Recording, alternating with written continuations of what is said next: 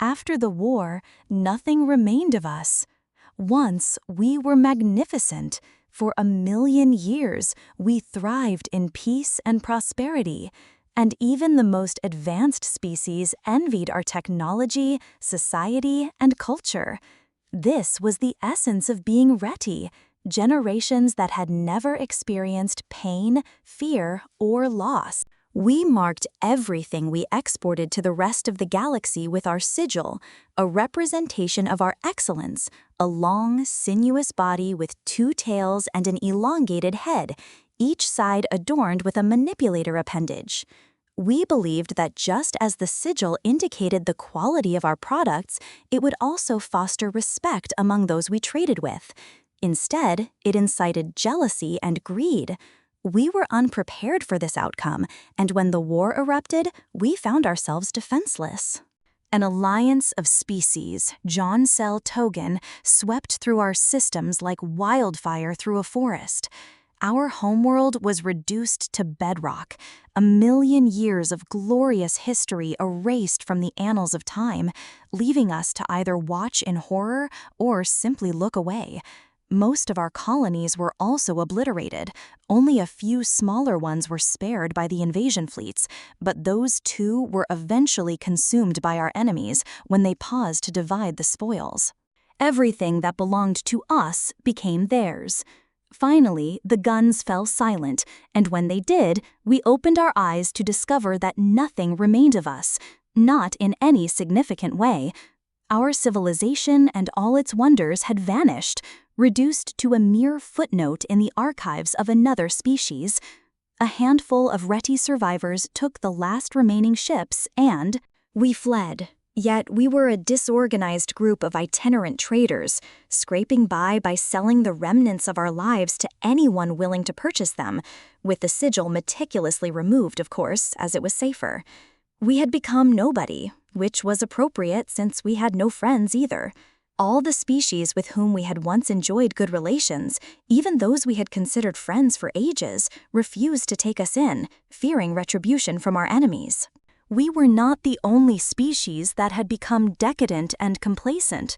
Thus, we were compelled to adopt a nomadic lifestyle, drifting from star to star, taking brief respites wherever possible before being forced to move on again. In this manner, we wandered ever further across the galaxy until we arrived at a brilliant blue jewel of a world located on the outskirts of a distant spiral arm. The natives had a multitude of names for it, but after some debate, they agreed on one that we should use: Earth. To our astonishment, they welcomed us.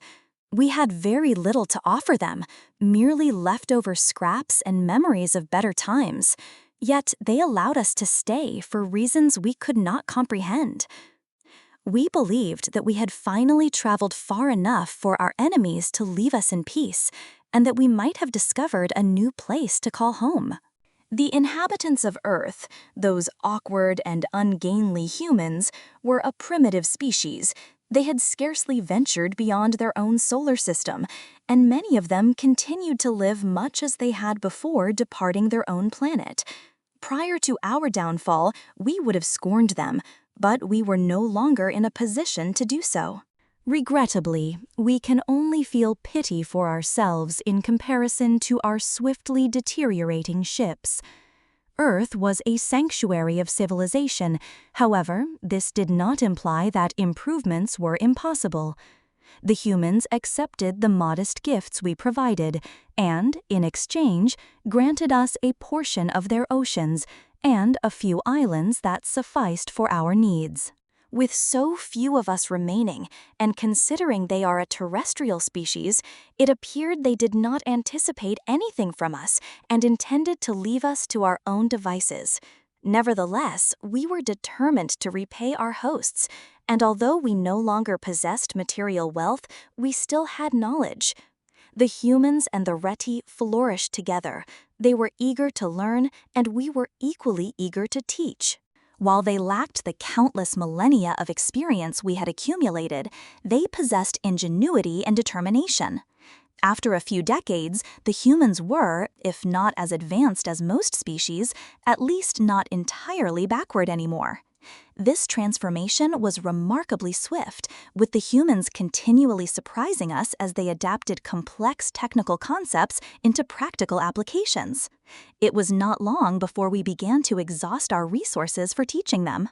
Then, the good times came to an abrupt end once more. They could not allow us to rest, even from such a distance and in our diminished state.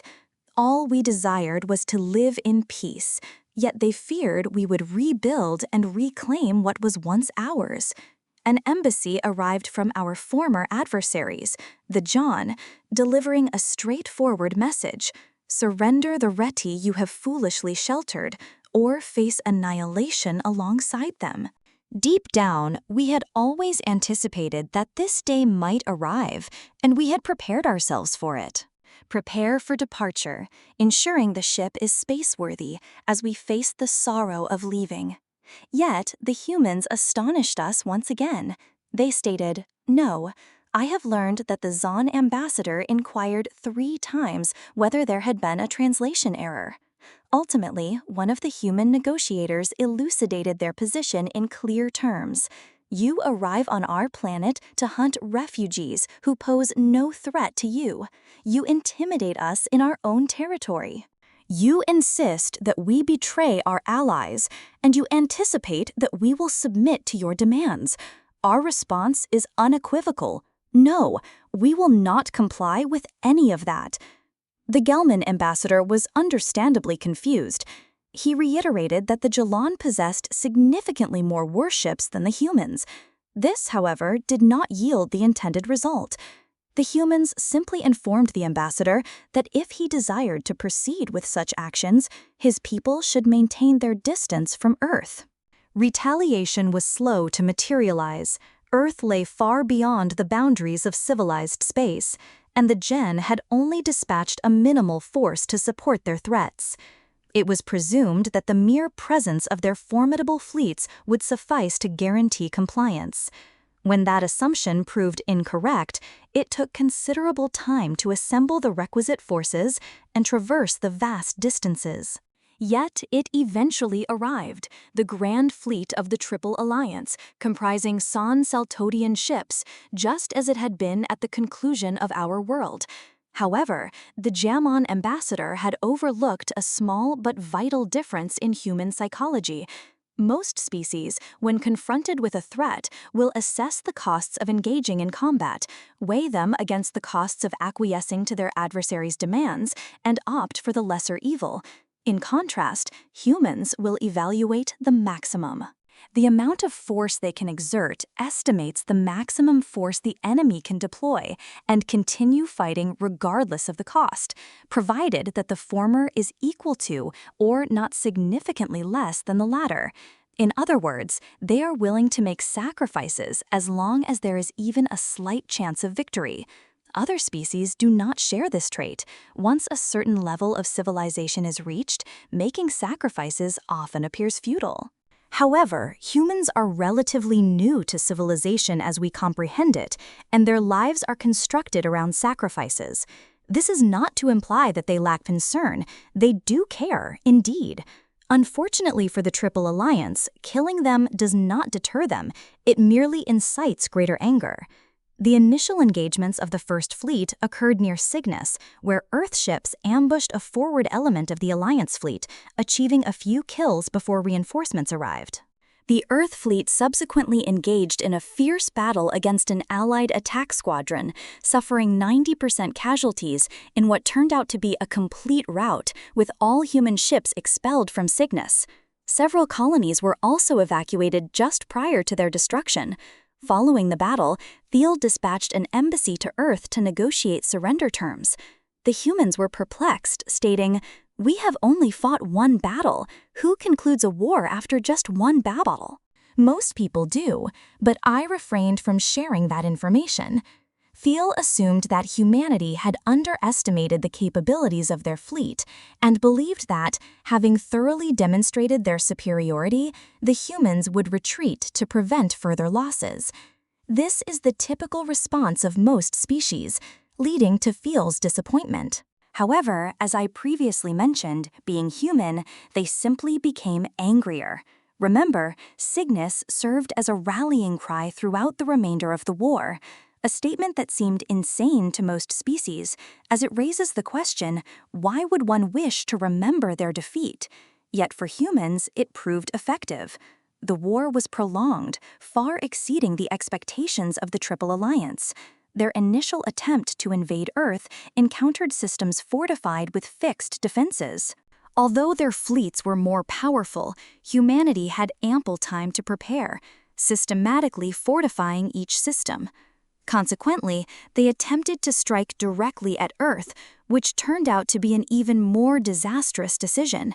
Earth was the most heavily defended planet of all, and even the combined strength of the Alliance fleet was compelled to retreat after several inconclusive skirmishes. They then altered their strategy, targeting the least defended systems to lure the humans into another major battle, which they were likely to lose. However, the humans did not take the bait. Instead, they allowed their colonies to fall while executing hit-and-run tactics, disrupting larger forces and ambushing smaller ones to eliminate them. I refer to humans, but they were not entirely alone. I, along with some of the other Ready, fought alongside them for the first time. Previously, our efforts to defend our homes had been largely futile, and most who attempted to fight rather than flee had perished. We were inexperienced in the art of war, but we now had excellent mentors. The roles had reversed. It was the humans who possessed extensive experience in areas they could share with us. Although this was not knowledge we had sought, we utilized it to the best of our abilities as the Triple Alliance commenced their actions. To falter, they found themselves at the conclusion of a galaxy-spanning supply chain, and the war of attrition was not favoring them. The casualty rates may have been devastating for the humans, yet they also exceeded what the Yan, the Seal, or the Togian had anticipated, and they were unaccustomed to making sacrifices. The Togian contingent consolidated their forces to defend against further assaults, which limited their effectiveness and frustrated their allies. The carnage persisted, but it was becoming evident that the situation was, at best, a stalemate.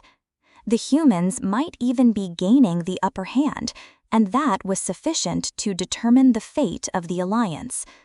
After all, humans are not without their allies. Aside from us, they maintained positive relations with all the other species in this region of the galaxy, and had been advocating for their involvement in the war on their behalf. Confronted with the juggernaut of the Alliance fleet, all neighboring species opted not to provide assistance because, like most spacefaring civilizations, they were rational beings, at least as we Reti understand the term. However, once that juggernaut began to show signs of weakness, the war had inflicted significant disruption on trade in this sector of the galaxy, and many other species had observed the brutality with which the Alliance had obliterated human colonies. Humanity's neighbors evaluated the situation logically and concluded that it would be advantageous for them if the Alliance were strongly encouraged to retreat to their side of the galaxy and remain there. When the circumstances were favorable, probing attacks on Alliance detachments commenced. Subsequently, an Alliance logistics squadron was cornered and vanquished in a conflict that cost the attackers nearly nothing, while the defenders paid a heavy price. The Tathan fleet retreated completely as soon as this occurred. Subsequently, what remained of the Tile, and finally the remnants of the John, followed suit, leading to a rapid collapse of their entire war effort that felt almost anticlimactic. The humans scarcely had the opportunity to pursue a rearguard squadron and engage in the final confrontation they had anticipated. The cataclysmic battle irrevocably shattered the enemy forces, just as had happened decades earlier. The battered vessels of the Triple Alliance struggled across the distant reaches of the galaxy in search of safety. They eventually returned home, yet their residences were encircled by species they had previously threatened and intimidated when their formidable fleet was unassailable. The humans had cautioned them, if you wish to retain your ships, do not bring them anywhere near Earth. They ought to have heeded this warning. The victory was bittersweet, marked by numerous casualties, but having never tasted it before, I could understand why humans relished it. It was certainly more palatable than defeat. To my astonishment, the war had concluded, and this time something remained of our home, which we had come to refer to as Earth. This should mark the conclusion of my tale.